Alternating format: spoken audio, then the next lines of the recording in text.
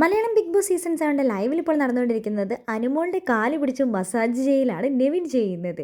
അനുമോളുടെ എനർജി എനിക്ക് വേണം, ഞാൻ തരില്ല, നീ വേറെ എവിടെയെങ്കിലും പോയി നോക്ക് എന്ന് അനുമോൾ പറയുന്നുണ്ട്. ഓ, അന്ന് രാത്രി ഞാൻ നിൻ്റെ അടുത്തൊരു കേക്ക് ചോദിച്ചപ്പോഴേക്കും നിനക്ക് എന്തായിരുന്നു, നീ ഞങ്ങൾക്ക് തന്നിട്ട് നീ ഞങ്ങളെയൊക്കെ ചീത്തയേൽപ്പിച്ചില്ലേ എന്ന് പറയുന്നുണ്ട്. അപ്പോൾ നെവിൻ പറയുന്നുണ്ട്, അതിന് എനിക്ക് നല്ലോണം ചീത്തയിട്ടില്ല, ഞാൻ എന്നിട്ട് ഇവിടുന്ന് പോയിട്ട് ഞാൻ തിരിച്ചു വന്നപ്പോൾ ഒരു കഷ്ണം പോലും കേക്ക് എനിക്ക് തിരിച്ചു കിട്ടിയില്ല.